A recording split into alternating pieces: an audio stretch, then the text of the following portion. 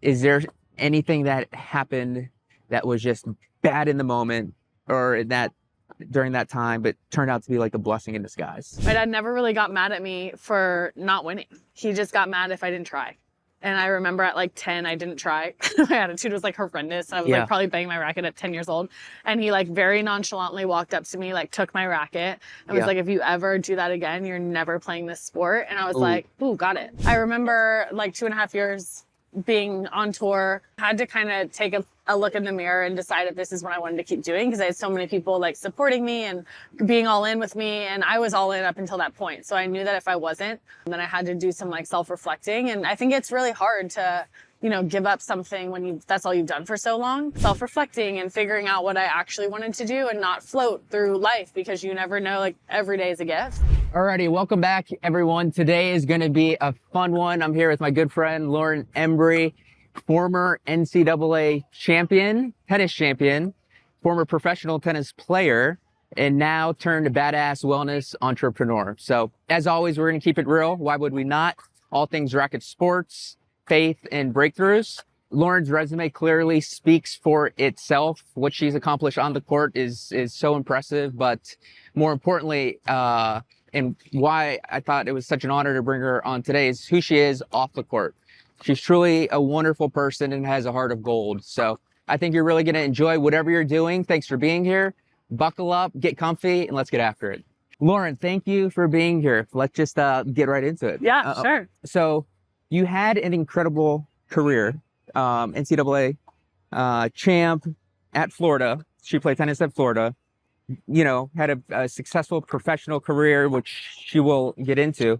Looking back, like, what do you think shaped you the most as a competitor? Honestly, tennis has brought me so much in my life, but I think when I really think about like my entire life up until that point, I was so engulfed in just like the long-term gratification you can get at like making small steps every day. So something that I really learned and got out of tennis was just like doing something every day and sticking to that, and really good things can happen. Yeah. So I kind of like to remind myself in real life, like starting a business and having my own company and day-to-day things, like if I stick to kind of what my parents instilled in me, which was like obviously hard work, discipline, you know, just putting in the hours, then, you know, you can't obviously control everything, but you can really like have some good success. Yeah, but you say that so casually, and I know it's like let's unpack that a little bit, where you say like, you know, the hard work, and clearly your parents did a phenomenal job of raising you and making, you know, who you are today. What was life like growing up? Like, what did they instill in you? What, you know, for our viewers who maybe have kids and they want to instill those values into their children who are in pickleball or tennis or padel, like, what was life like at home? Yeah, so we grew up in a very small town. I have an older brother who's 3 years older who played at Florida State. Didn't choose the best school, but that's okay. You can be forgiven. But we grew up in a very small town, so we didn't have access to a lot of these like academies and all the courts and other kids to play with. So my dad also had a tennis background, and he just was out there every day with us from when we were very small, from as long as I can remember, at least for like every day, whether it be 5 minutes or 2 hours. It kind of just depended on what we wanted to do. He was never gonna like force anything upon us or make us go out there. And which is why I think I loved it for so long, because I never really got that burnout from being forced to do something I didn't want to do. Like, I loved tennis. I loved obviously playing with my brother and my dad. So we'd wake up. I went to public school. I didn't do any homeschool or academy route. I had a pretty normal, like ish balanced life, but I did like wake up before school, after school, before I, you know, went on the boat with my friends. I would go to practice, be the first one leaving at sleepovers to go practice. And I just remember like hating it sometimes at the time. But I'm like so glad that my dad just like reminded me of these things, because that's what our life was. It was never really here on weekends. My mom was taking us to tournaments, and, you know, we were traveling in a van and, you know, doing all those things. But looking back, it was such a grind, but I obviously didn't think it was, because I was loving it. It was just the way you operated. It was just my life. Yeah. It was who you were. And you said that they did not force it on you then. So it truly came like, you know, from you, from within, and you know, wanting to pursue playing at the highest level, it sounds like. Let me ask this. So like when you would, you know, obviously in school and growing up, being ranked at the top in the country, like having to make those sacrifices, did you ever, like amongst your friends, were you ever like made fun of, or like, oh, why is she doing that? She's not like us. For sure. You know, like, and how did you How did that make you feel? Did you just ignore that easily? Yeah, no, great question. I had a group of high school friends, middle school friends, all the things, but I was the one not going to prom, not being able to make plans, like having to say no to my friends a lot. So, I mean, I had really good friends, so they understood, like they knew that I was, playing tennis and sacrifice, if you will. Like, I didn't really think it was, but I guess sometimes, like going to tournaments, but I also had tennis friends that I loved. So like, I didn't really see it as like, they were never mean or anything. It was just more internally, like in the moment at 15 or 16, I wanted to do social things sometimes. Yeah. But then I was always like, but if I want to be, have these goals of my tennis career, I need to do this. So, and that was my parents and stuff, like instilling that in me. And they definitely led by action. So I kind of just like followed them. But yeah, it was a battle in high school. I went to a public school. Everyone's social. Everyone's going to parties. Everyone's doing high school stuff. Which don't get me wrong, I did not do, but I definitely did it significantly less because I had this tennis thing I wanted to pursue. No, it's I'm trying to think, you were sharing that there's the 3 things and you can only have 2 out of the 3. You know what I'm trying to think of? Like you can only have a social life, be fit, and maybe it was academics or something, be whatever. You can only pick 2 out of the 3. And I could relate. I mean, growing up the same way. And I know that was a hard thing for me because like, man, like, I want to be included and liked and be a part. Totally. And that's simply impossible. Got to give it up. Something has to give. So exactly. No, so cool. So, I mean, we know that tennis is such a mental sport. I know our viewers are, probably a lot of pickleball players, but there's so many parallels to the game, obviously. And both Lauren and I come from tennis backgrounds. And I think it's safe to say, maybe I'm wrong, but like it is the toughest mental sport strictly because of, how a tournament, especially a Grand Slam, is designed. It's over the course of 2 weeks, having to go through 7 rounds. Like it's gruesome at times. And so like, how did you handle pressure in the big moments, or take us back to like the NCAA championships or like a professional tournament, wherever you want to go? So I will say I'll go back to college because that was my favorite time of my like junior college pro career. That was my favorite time. Go there. But definitely talk about pressure. Like in college, you obviously are no longer playing for just yourself. So you're playing for something bigger than yourself, which you can thrive on, or it can be a lot of pressure. Thankfully, I was around a bunch of amazing women and coaches that they kind of just like thrived off of the pressure situation. So, and I was around athletes that were gold medalists, like track stars. Like I was around greatness at Florida. So it was really easy to be like, I want to be like them, and to just kind of like work like they did and kind of just like see what they were doing and kind of copy that. That's a perfect example of like, you're a product of your environment. Totally. Yeah. Like back in that era of Florida, it was like, the Lochtys and Elizabeth Beisels, and you had like all of the track gold medalists, and like it was just absurd. And so like women's tennis winning national championship, it was like, great, good job, so do we. And I was like, wait, what? Like that's a big accomplishment, but like that was the norm at Florida and is the norm there. But I think from a pressure situation, like I loved being the last one on the court and being able to like look at my teammates over there, knowing that they had my back, I had their back. And like, if I was on tour playing in that same match, no chance I would like, come back and win a national championship or whatever, being the last match on. I would have just lost the match because I'm in like a random court in a random city. Like the motivation's just like not as high. So it's not the same. And I can say that I feel like that's accurate because I was college and I went right to the tour, and it was like very different, and I struggled with that. Yeah, I can imagine. I mean, I didn't do that. And I mean, for those though that I've spoken to, and like yourself, where they came from a very successful college career and then immediately went on tour, I don't think there's any type of preparation that can prepare you for how different it is. It's so different. There's a lot of not parallels. There's a lot of parallels, but there's also things that you have to just like, it's tennis, but it's a team sport versus being your own individual island. It's so wildly different. You share, you want to be that last match on your whole team, like the weights on your shoulders, like you embrace that. That's not normal for like a lot of people. Like I'm sure self-doubt had to creep in at some point in time. Like how did you handle the self-doubt? Down break point or match point? Down a lot. And I think it was honestly like, we were so confident up until that point, and I think that confidence helps the winning, obviously. And our team was very confident. Now, we were definitely the underdogs in that match. We were playing Stanford at Stanford. They haven't lost in 180 something matches. down 4-0 in the third, down 3-1 in matches. Like, and they were the top seed that tournament, I would they imagine. They were the top seed. And you guys were what? I think we were 2, maybe. Okay. I mean, it was definitely a Florida-Stanford rival. Yeah. But I think when you get, and I'm sure you've been in these moments where, like, when you're so locked in and so focused, you actually, like, don't hear anybody. You, like, don't even have time to, like, really be nervous or, like, self-doubt, because I'm just, like, so focused on, like, not losing and, like, wanting to just, like, play one point at a time and, like, keep going and, you know, staying, like, in this bubble of, like, my coaches and my teammates and, like, the 2 Florida fans and just, like, being locked in. So I self-doubt, I don't even think was a thing, because I was just, like, really just trying to take one point at a time and, like, not get off the court. Because I knew it was. How we get there every single moment of our life, every single day, on and off the court. Yeah, no, like, I know. That's the magic question. But I know exactly what you mean. Like, I think for, you know, our viewers, off the court, like, that would equate to, like, in the professional world, like, our zone of genius, like, where we're so in the zone, no matter what's going on, like, creative thoughts are flowing, ideas are coming to us so easily. And when we're on the court, like, I know, man, I wish I had more of those moments, like, where it's just the ball seems slow. Yeah. And the ball seems big. And no matter what you do, you can't miss. Yeah.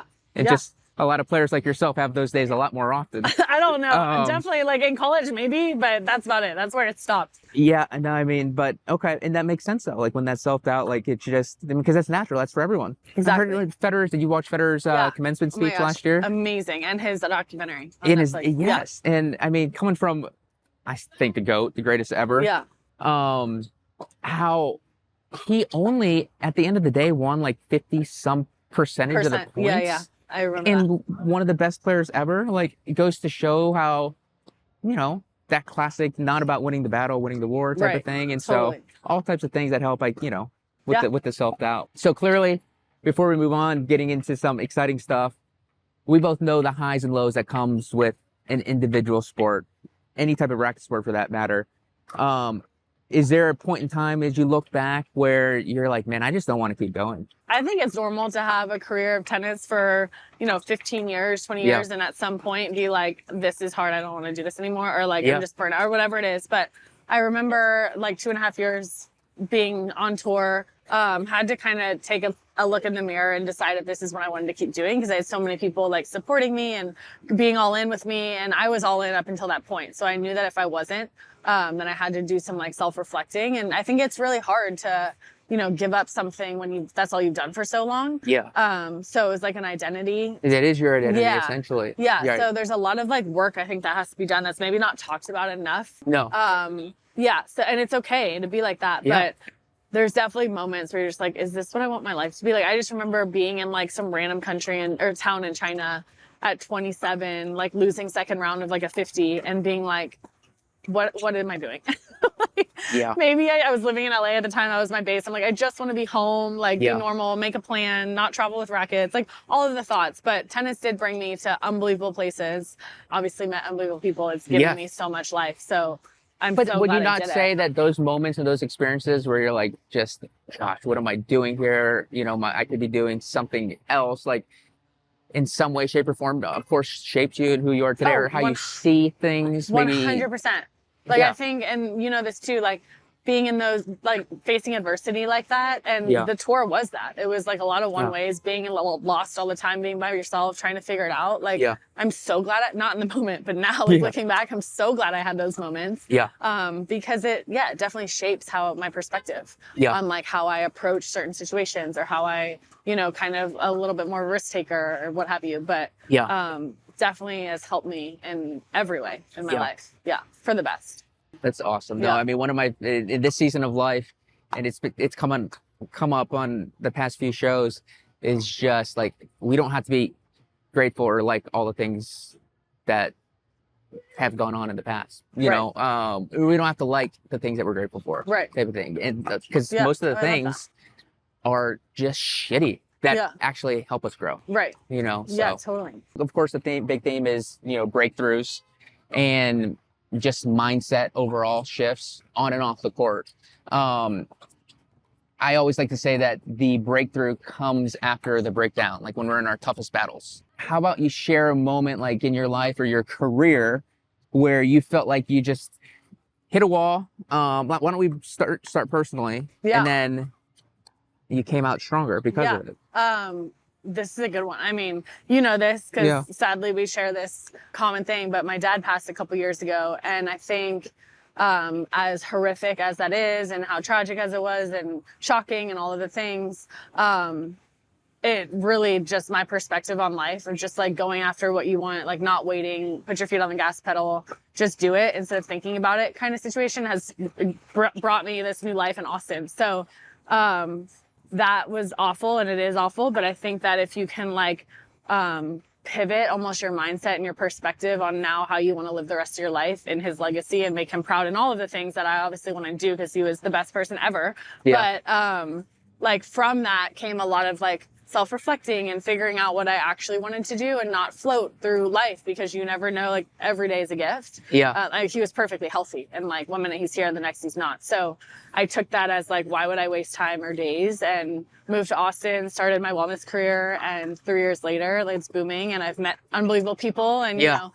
joined a great city and, you know, there's a lot of positives, but that's definitely probably the one moment in my life where it was like, damn. Wow. I mean, we could go in like 30 different directions and what you just shared there, but that totally and beautifully answers the question in terms of like one of the worst things that could happen in life, losing a loved one, losing a parent at a much younger age than expected. And then how was there some good that came of that? And for you, like, you know, it's, but kudos and credit to you because it's a choice at the end of the day to decide I'm going to put one foot in front of the next. I am going to move forward. And I'm going to make something good of this. So like that, and that takes a lot of strength and it's things I want to dive into. But real quick, as you were sharing that, I was, you know, breakthrough was on my mind. And a question I have for you is, when you think of breakthrough, like, do you think it's more about having just sheer will and discipline to break through? Or do you think it's about just surrendering and just letting go?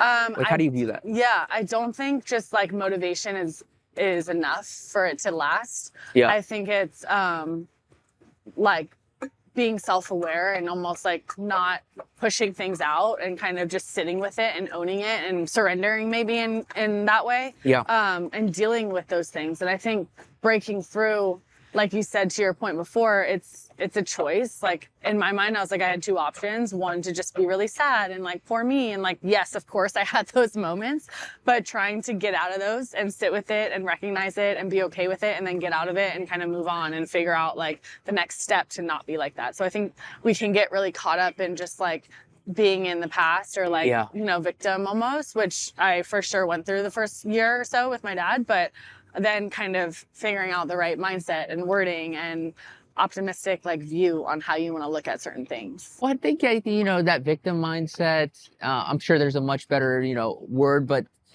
that's a part of the journey.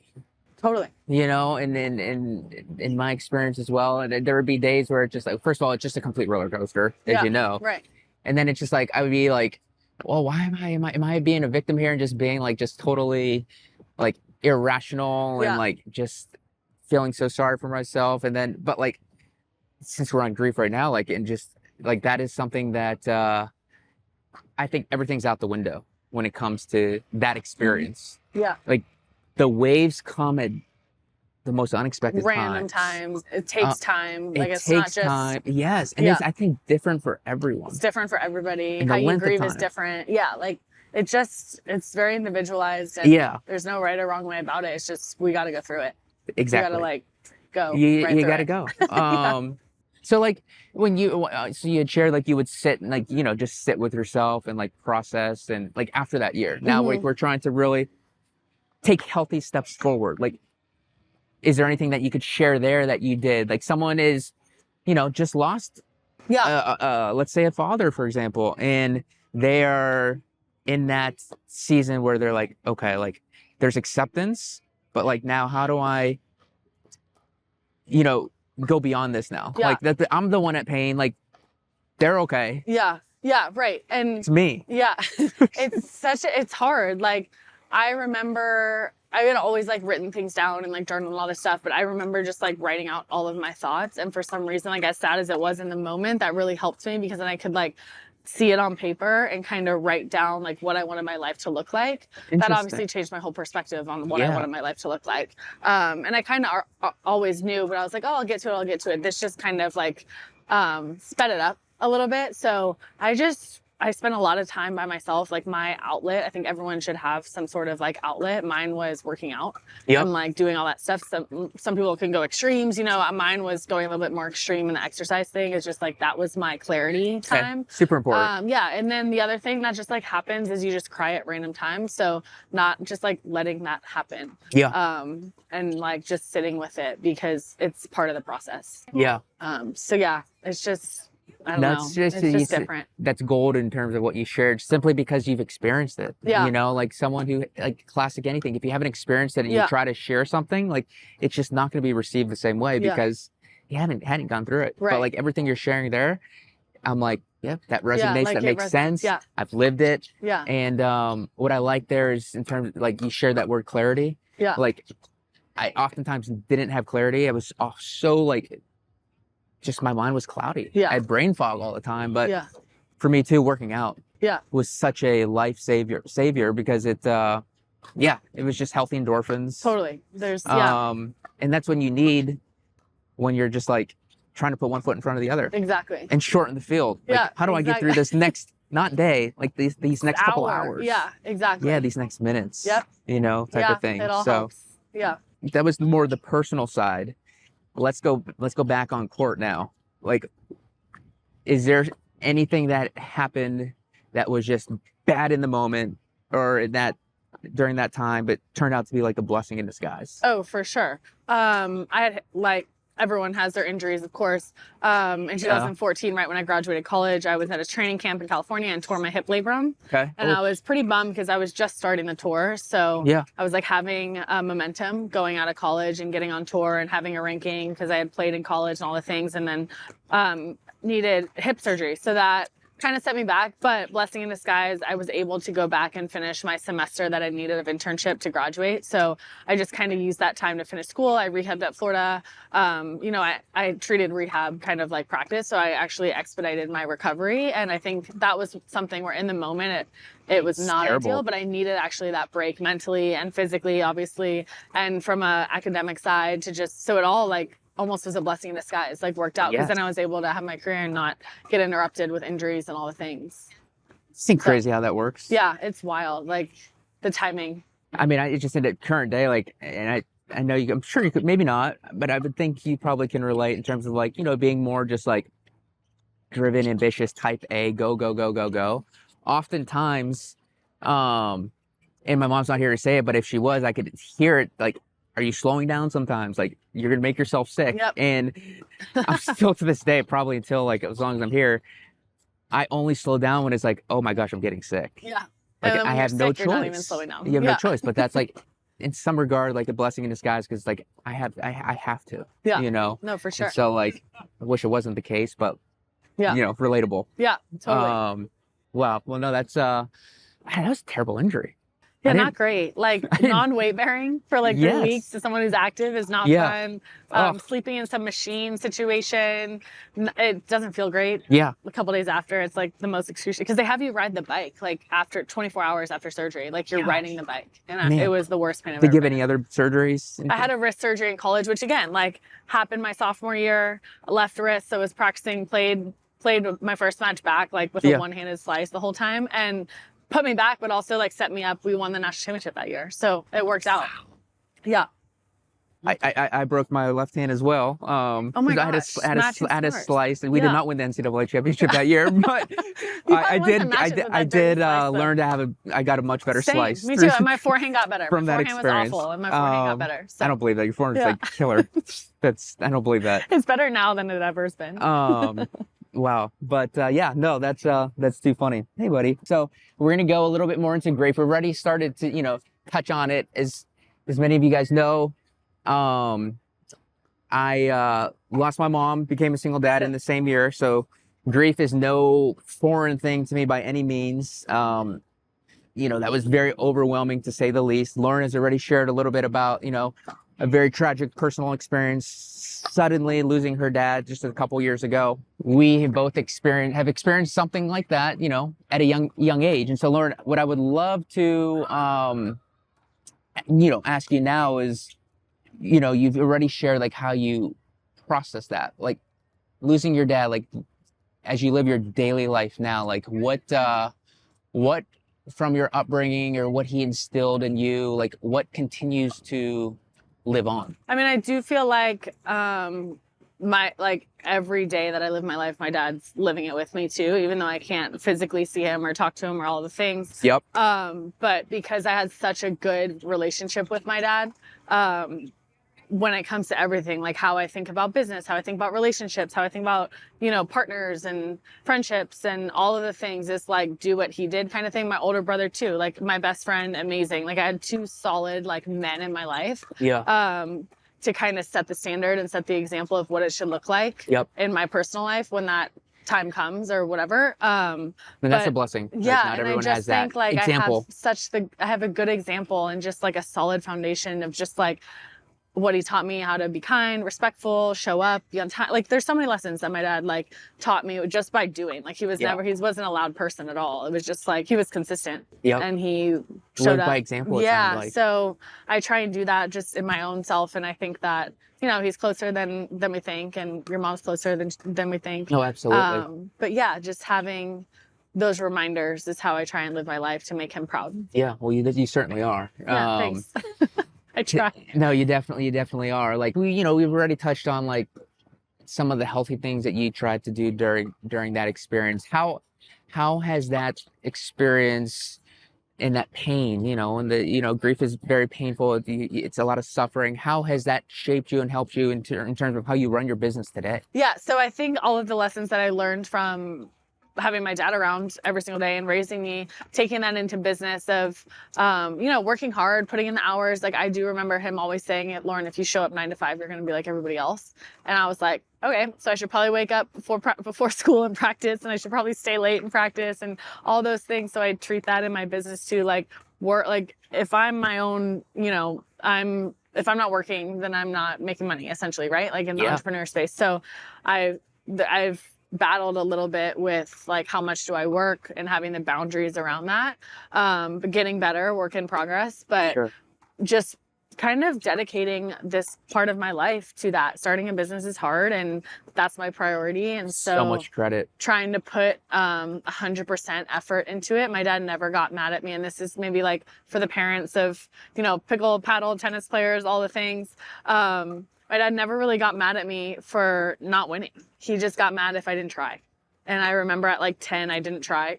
My attitude was like horrendous. I was like probably banging my racket at 10 years old. And he like very nonchalantly walked up to me, like took my racket and was like, if you ever do that again, you're never playing this sport. And I was like, ooh, got it. Okay. And I'm pretty sure from that moment on, I've tried so hard in that sport. Like they never got mad at me for not winning. And I think parents sometimes put a lot of pressure on their kids to win. Yeah. And that can create a lot of anxiety and a lot of stress and a lot of like just uneasiness and not free and not fun when you're out there. And that's really what sport should be. So, taking all of these little things and piecing them together, work in progress, but they're reminders that help when you're feeling like a little, overwhelmed, to just kind of go back to that. He seemed like a hell of a guy. And clearly the impact, that one moment, obviously it's going to stick with you for the rest of your life. Totally. And it changed how you are. And I see that. I've only been on the court with you, a few times, but enough to know, it's like the Rafa mentality, where you're just, every shot counts, every point counts. Yeah. You really take this. So that's, I'm taking notes for myself, because sometimes I could just work hard, but it's just maybe even get mentally tired, and then that just bleeds into everything else. And then but that little change and whatever, that sloppiness has big impact. Yeah.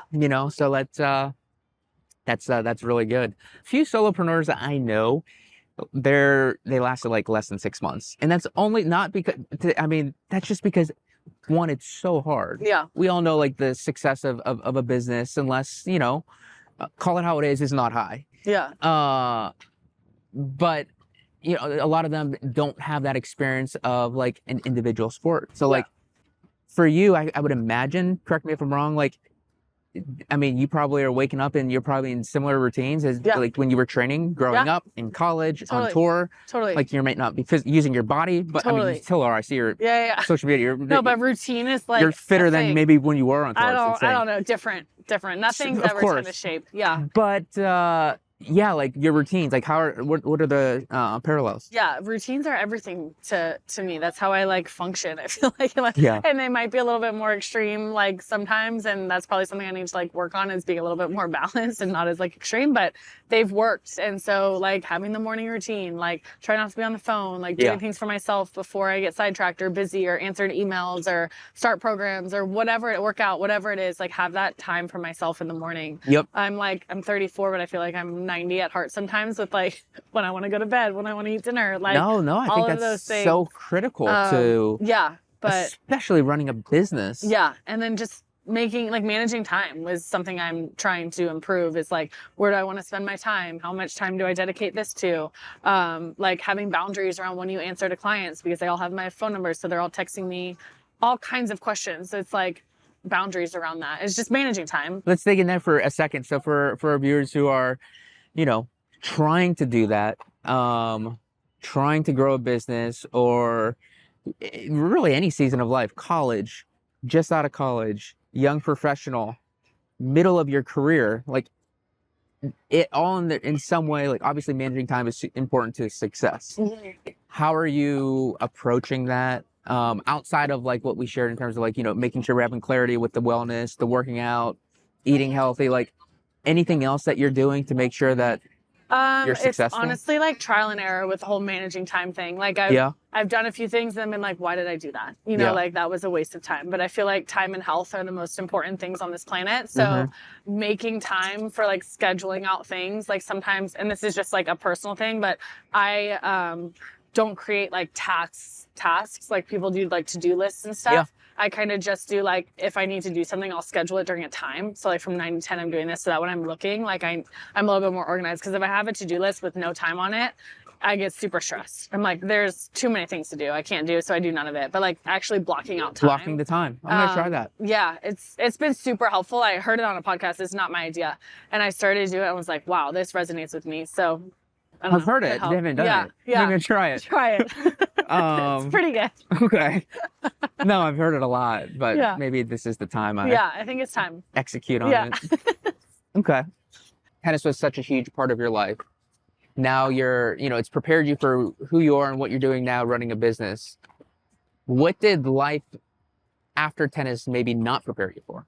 Honestly, like figuring out what I wanted to do. Like I was so much like, all I wanted to do for my whole life was be a professional tennis player. So then after that, it's like, what else do I like? I knew I liked exercise. I knew I kind of liked nutrition because I had my own battles with my own nutrition. So like, but it was never a thought like in those first couple of years that like, I want to get out of tennis. So I got into college coaching because I'm like, oh, familiar, but not playing all the things, which was good. It served its purpose, loved it, was around the best programs and coaches and learned a ton. But I don't think it set me up tennis set me up for a lot of great things, but it was more thinking like what I actually wanted to do. Because even in college, like I was a sports management major, kept the business sports kind of blend, but had zero clue what else I was interested in. So I encourage people to like think about those things. That's helpful. So when I think there's parallels in terms of what we just shared a little bit ago with like the time blocking and time management, like it's really trial and error. Yeah. So I was in that same boat, like what am I going to do with my life? And to some extent, still there. Yeah. And I think we all are, no matter what our profession. I think maybe in some rare cases, like people are just come out of the womb knowing like this is what I'm going to do. And that's a rarity. Definitely know it exists, but like for the most part, tennis or anything, any sport post after for that matter, like it's the unknown. Yeah, it's hard. You just got to dive. You got to dive in. Yeah, totally. Yeah. You got to dive in. And like possibilities are endless. So being like open to exploring different things. Exactly. And I'm sure that's probably like, cause I know you already in your busy schedule, like you do some high level teaching. Some of those are younger students, right? Yeah. So I'm like sure that's 10, probably 11, what you're sharing with them. Yeah. And it's great. Like I can relate to those girls a little bit because they remind me of me when I was that age. Yeah. So it's pretty fun to include that. I always want to keep tennis around. Yeah. And everything I do. So I'm glad I can do both. Yeah. Yeah. Awesome. We know you're in the business. Like what's what's next for Lauren now? As you look over the next 12 months or a couple years, I don't like going past a couple years. Like life happens, as we know. Like, but what's next? I'm working on a few really cool projects right now, just from an Embree, like to grow the brand a little bit more. Definitely have some goals, like long-term goals, but I focus a lot on speaking and podcasts and things like that. So doing more wellness talks centered around holistic health and nutrition is the main focus. Keeping tennis around to keep that fresh and in the mix as well, whether that be coaching or, you know, working with athletes and tennis players from like a meal nutrition perspective when they're on the road and when they're not, just in their training routine. So those are definitely two like top heavy kind of main points of focus for my own business. Awesome. Yeah. And I don't want to forget, we'll tag it, plug it below all Lauren's handles, but where can they find you? So my website's embreewellness.org. It has all my services and bios and things like that. And then I'm on Instagram. Lembree is the handle. Awesome. But yeah, post a lot of just helpful, free, useful nutrition tools. So I like to have it accessible for anyone and everyone. Definitely follow her Insta. Like I'm low key, like getting all the hacks in terms of like healthy eating. Like she's saying like where to go, especially like the local spots here in Austin. I'm like, I'm drinking bone broth now, and I'm like drinking things diet. So like, but like it's like you just feel good. Like it makes a difference. Yeah, it does. Well, one last question before we wrap up. Breakthrough. If you were to share it with your 18-year-old self, what would you say? I would say to give yourself credit, give yourself way more credit, like pause and recognize what you're doing and how great it is. And like be not content, but be like give yourself a congratulations kind of thing. I think when I was 18, I was so much looking and like, what can I do? I'm not good enough, not good enough, not good enough. And at whatever level you are, whether you're 1 in the country or 20 in the country, like what you're doing or, you know, playing D3 tennis or whatever it is, like what you're doing is awesome. Yeah. And I would have been a little bit more kind to myself because I never really, and then when I got done, obviously I was like, wow, that was pretty cool what I did. And I know we hit sometimes and I'm like, I think I'm better now because my perspective's so different and my mindset's so different than when I was in it, just like grinding. So it takes yourself to be removed to understand what was happening when you were in. But definitely just like being a little bit more kind to my own self. Yeah. That's so hard to believe. I mean, because you outwardly into the world like you are, but I mean, I guess that sometimes it's different in how we are I think internally. It's just like always wanting to do better and like always having other competitors, like, and don't compare yourself. That's probably another one. Like comparison's the root of all evil, all the things. 100%. Like I mean, everyone's on easier their own said journey. Than done. Yeah. Easier said than done. And I can relate to that because I always would think like, oh, breakthrough before going through just like life stuff. That it's like this big, like dramatic moment where it's just like falling on your back, winning Wimbledon or something like that, you know, and that of course it is. But like, I think as I've gotten older, just come to believe where it's just the small choices, you know, every day. Like faith over fear and choosing discipline over comfort. Yeah. No, and for simply just like showing up is half the battle oftentimes. 100%. You know? It's not like, you know, you have to do anything. Don't want viewers to think it's like running this, you know, very successful company. Having a breakthrough is sometimes getting out of bed. Yeah. You know, 100%. When life is just flipping you upside down, you know, so which will happen. That's life, right? Inevitably. Yeah. And that's what makes it beautiful in its own way. Yeah. You know, because if you're not experiencing that, like you will, and that's not it's part of the human experience, I think, you know? No, for sure. So, nailed it. Thank you, Lauren. Thank you guys. That was super fun. You're incredible, and I look up to you in so many ways, and all the best to, you know, what you have going for you. Whatever it is, whatever you touch, I know it's going to be successful. Any closing thoughts you want to share with the crew? Yeah, well, thank you so much for having me on here, sharing my story. We're all on our own separate journey and own path. So everybody just keep going, keep working hard, and good things will come. That's awesome. I think we'll end with that. Lauren, we'll plug her socials below. Your story is a testament clearly to, you know, what it means to truly just be resilient and have grit. And I took a lot away today. Time block. I'm going to try to execute on that. And just being a little kinder to yourself. I think, you you know, outwardly we could all think like, oh yeah, everything's okay, but like inwardly and you know, our self-talk is super important.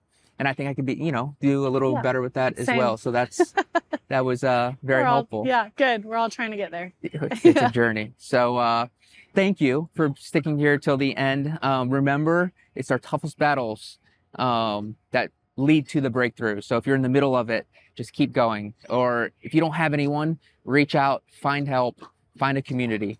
Better days are ahead. And be sure to like, subscribe, comment below. I'll answer every single one. And we'll see you next time, guys.